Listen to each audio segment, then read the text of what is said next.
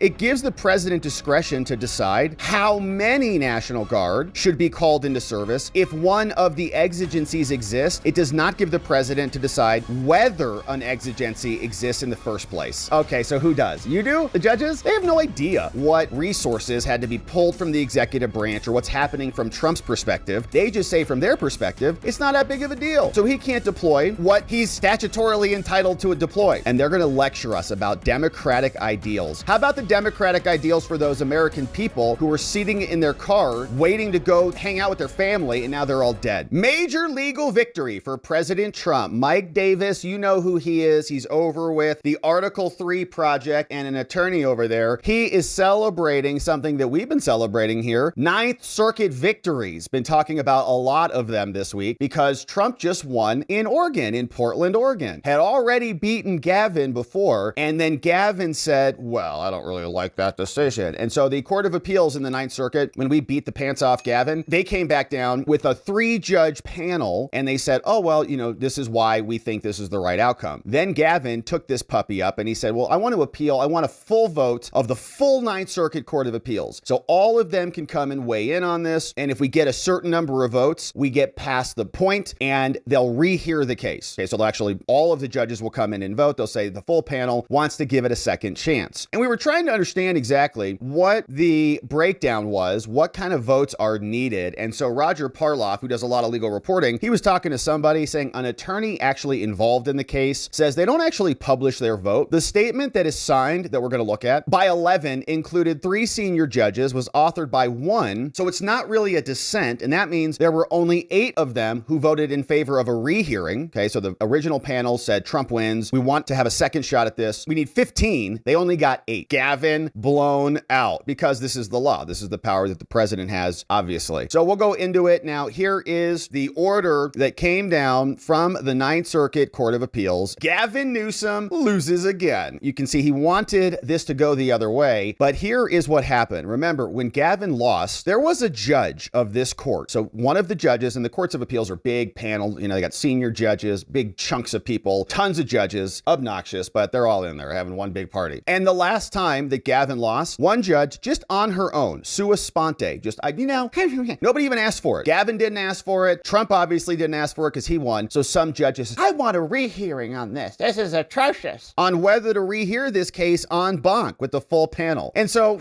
okay, she asked for it through a hissy fit. I can't believe Trump is doing this. A vote was taken and the matter failed to receive a majority of the vote.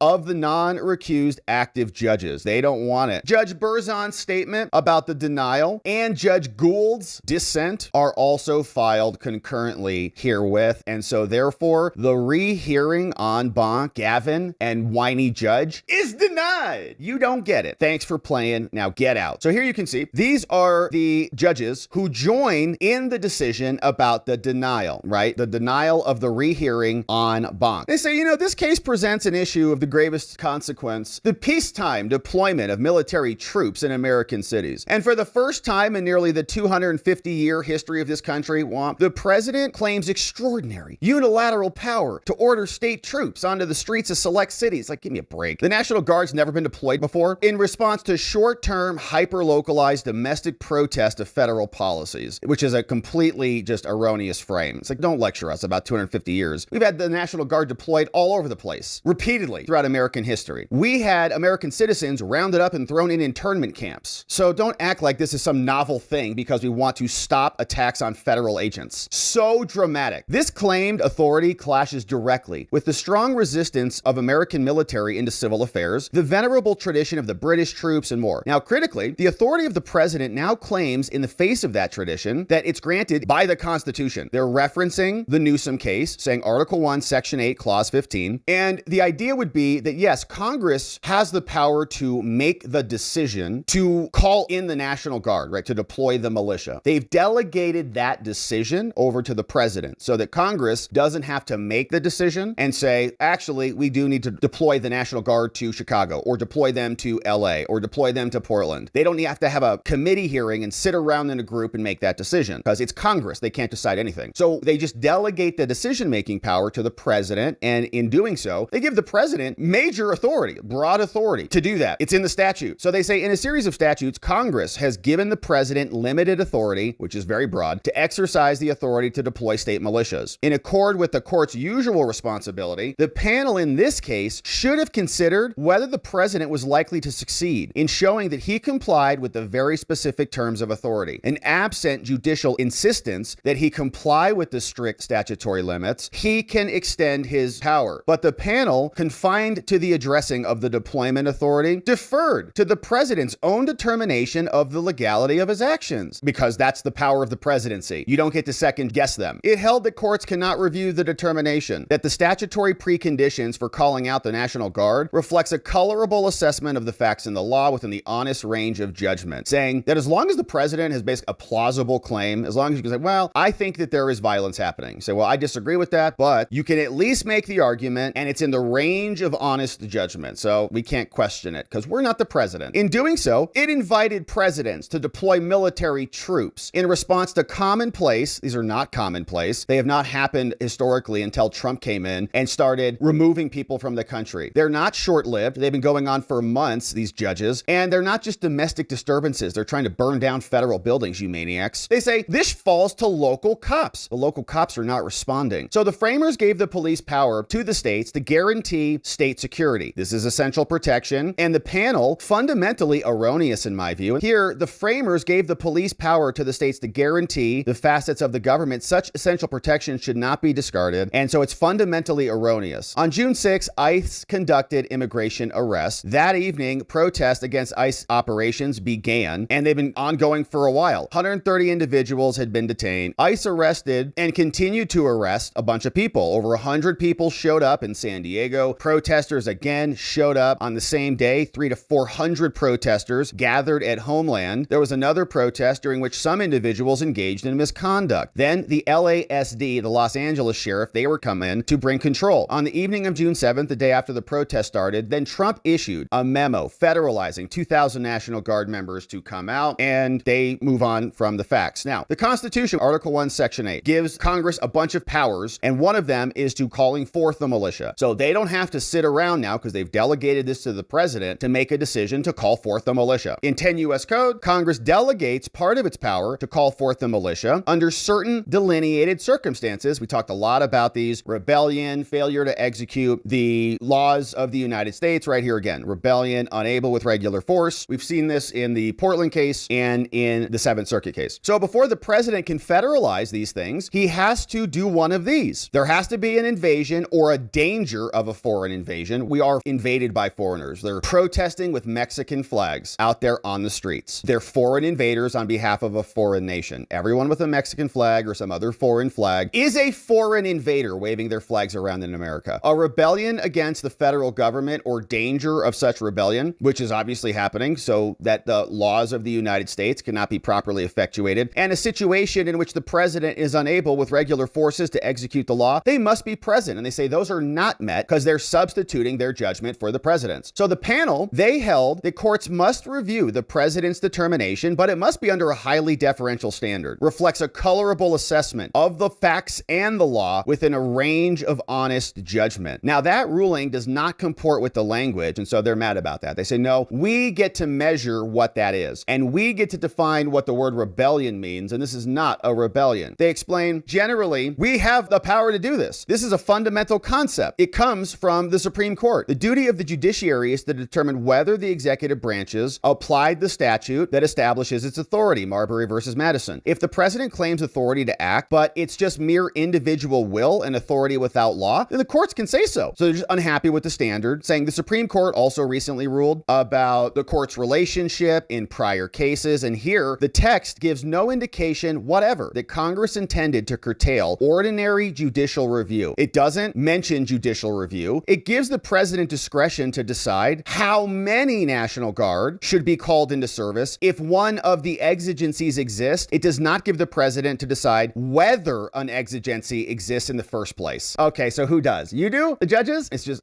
judges trying to mince words, and they're clever with it. But from the beginning, the president and his delegated calling forth power has been carefully circumscribed. Now, although the text and history are determinative here, they also want to go back into legislative history to say this is a much more limited power than the president is claiming. And these other cases that Trump is citing, they don't limit judicial review, and they can't change the statute, these old cases, and so it doesn't even address judicial review. Today, the governing presumption is that they are subject to judicial review. The Ninth Circuit didn't say that it's banned, it just said it's highly deferential, because that's what the statute says. Now, the panel's opinion contradicts the statute. It says if the president is unable, unable with regular forces, and unable requires complete incapacity, not just a 2-day minor disruption in a discrete location. So, that alone right there is just showing you that they're substituting and interpreting this according to what they believe happened. A 2-day minor disruption in a discrete location. They have no idea what resources had to be pulled from the executive branch or what's happening from Trump's perspective. They just say from their perspective, it's not that big of a deal. So he can't deploy what he's statutorily entitled to deploy. The rejection of the military has been around since the beginning, and with these memories of abuses, the founders said this was only absolutely necessary, and for centuries, this was a power of last resort, invoked only under extreme circumstances, which I would say we're in. Pick a number, 10 to 20 to 30 million illegal aliens in our country. We have sanctuary cities that are enabling them to attack federal officers. We have open insurrection against ICE facilities in multiple locations around the country. We have ICE deranged maniacs shooting people at ICE facilities, and the list goes on. So when you are trying to cooperate with the local governments who have been commandeered by the illegal alien constituency, and they're refusing to work with you, this is the only option. And the judges are throwing a fit over it. Even the Whiskey Rebellion we talked about, it was in opposition to a certain set of new rules, just like is happening right now. They're objecting to the removals. But in conclusion, we think that this was written in exigent circumstances, and we want briefing without any briefing and no knowledge of what is coming next. And now Trump is deploying these people everywhere. 80 troops were sent to demonstrate a show of presence. And hearing a case about a stay motion en banc is assuredly unusual, and it may be well that those active judges who did not vote to hear this case en banc are now awaiting the merits, perhaps in Oregon. So they're saying, so we don't really know what the votes were, because it looks like a bunch of judges signed off on this, so you would presume that they voted in favor of a rehearing, or maybe they just joined on the decision, but they say this panel's ruling is seriously wrong, and it merits a full review. But I continue to think that the president's disregard for this country's deep-seated commitment to the principle that armed forces must not be used as civil law enforcers except where there is no alternative should be headed off now, and the panel opinion should be reconsidered. And so here's the short dissent. Yeah, I joined his dissent, writing separately about Trump. This warrants more extensive consideration, and Congress intended to limit him. And so we get to judge for ourselves whether the president has the power to deploy anybody. These are democratic ideals. How about democratic ideals for the American citizens who didn't want their country invaded with illegal foreigners in here, who are gobbling up our resources, waving their foreign flags around, and attacking our American citizens? Democratic ideals. What does that even mean? Don't lecture us about due process and the Constitution when you had 4 years of an entire agency that refused to enforce the law. They took an oath to enforce the law, and they enabled this to happen. And now what's happening in California, because of these psychopaths don't care about their own citizens at all? Well, they just allow illegal aliens to come in, get driver's licenses in California, apparently get drunk or high or whatever, and then crash into multiple vehicles on the highway, killing 3, maybe more will die soon. And this is brutal and horrific, but this is right in Newsom's backyard. All these judges are enabling this. One death after another is on their hands because they refuse to enforce the law. They'd rather bend over for the illegal alien constituency, which is really the power center in the sanctuary cities. So here's the gruesome crash. We'll watch the video. It was on the news, so I'll share it with you here, but brutal. Crash happened on the westbound lanes of the freeway near the junction of Interstate 15 in California. And big surprise, per Bill Malugin, the driver is an illegal alien. His name is Jashanprit Singh, a semi-truck driver. 3 people are dead. Diversity is our strength. We need to have all these people here driving cars for us, doing jobs Americans don't want to do. Shouldn't have ever been in the country, should have never gotten a driver's license, should have never killed these 3 people. Kind of how the law works. Pass the laws to prohibit behavior, and then you prevent the consequences of that bad behavior. It's the whole concept. So I know accidents happen, and I know citizens also get it. I get it. But we don't need more of them. That's what the laws are for. So here, per Bill, breaking multiple ICE sources say that Jashanprit Singh, a semi-truck driver suspected of killing 3 people in a DUI crash on the 10 freeway, is an Indian illegal alien. And guess what? He was caught and released at the California border by the Biden administration in March 2022. Homeland attached this photo via federal sources. Now, I'm also told that ICE is placing a detainer request on Singh with the San Bernardino Sheriff's Department, and hopefully they hold on to him, where he's in custody on suspicion. Okay, they release him. They don't honor ICE detainers. I don't know about San Bernardino specifically, but California, Chicago, Portland, you say, hey, we got this murdering illegal alien in our country, just taking out American citizens, I would presume, and we'd like to deport him. They say, well, no, because we can't cooperate with a bigoted ICE department. Police say Singh was speeding and under the influence, never even hitting his brakes. And watch, I'm going to share this video, man. It's brutal. When he crashed into slow-moving traffic on the freeway, causing a devastating and deadly chain reaction crash that killed 3 people, probably instantly. The victims have not been identified yet, so we don't know who they are. But the news played the video of this, and it's just horrific. I mean, you can just imagine you, your family members, sons or daughters, just sitting there on the way home, and some illegal alien from a foreign country who doesn't know how to drive, driving drunk or high or whatever, refuses to hit the brakes, driving on an invalid, unlawful license, valid from California because they hand them out to illegal aliens, but he should have never even been physically in this country to begin with. And he is here now doing this. Exclusive dash cam video, which is now the subject of several law enforcement investigations. It shows the moment a red semi-truck plowed into a number of vehicles on the westbound 10 freeway in Ontario just after 1 p.m. yesterday. The CHP told the LA Times the driver of this big rig is a 21-year-old man who is now under arrest on suspicion of driving under the influence of drugs. A total of 4 semis were involved and also 4 passenger vehicles, one of them exploding in flames. 3 people were killed and 4 others were taken to local hospitals. This horrific crash happened just east of the 15 freeway and shut down all westbound lanes for more than 12 hours. Thousands of drivers were trapped in the gridlock just as the evening commute was getting underway. Yeah, sick, absolutely sick, right? And rest in peace to those poor families and everybody who was there on the scene, because that is just a traumatic crash. And he should have never been here. And I know American citizens with actual driver's license that are legitimate get in crashes, and these are accidents that happen. But we don't need to import them at all. And we don't all want to be sitting around wondering if you're going to get killed because some drunk illegal is smashing into the back of you with a semi. Now here is more. Kevin Dalton said the 21-year-old driver of this big rig slammed into several vehicles, killed 3, injured several others. Driver's been arrested, and they just hand out CDLs. They hand out licenses to illegal aliens. Here's more from the aftermath.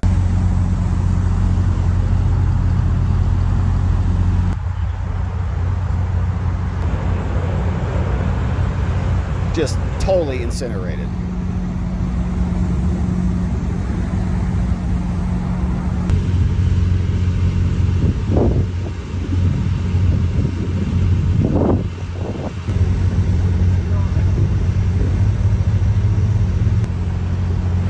Yeah, sick behavior. And California, I wonder if Gavin Newsom's going to come out, or if Nancy Pelosi or anybody's going to, create a whole movement around dead Americans who were killed by illegal aliens, and they can all bend the knee for that and talk about American lives matter or something like that. No, of course not, because it's not a tragedy to them. I mean, they'll come out, thoughts and prayers and whatever. Change the laws. How about you prevent this from happening? We just saw another one where the dude hangs a U-turn and another family goes under it and they're all dead too. They shouldn't be here. They should not be enabled to have CDL licenses and be allowed to kill Americans, murder Americans, throw their bodies over bridges, chase their daughters while they're running around parks. Shouldn't be here. And the courts are just lecturing all of us. They'd watch, well, it's all pretty normal behavior. Trump's trying to deport these people, identify them, and get them out. And they're insurrecting to prevent the execution of that law. And they're going to lecture us about democratic ideals. How about the democratic ideals for those American people who were sitting in their car waiting to go hang out with their family, and now they're all dead?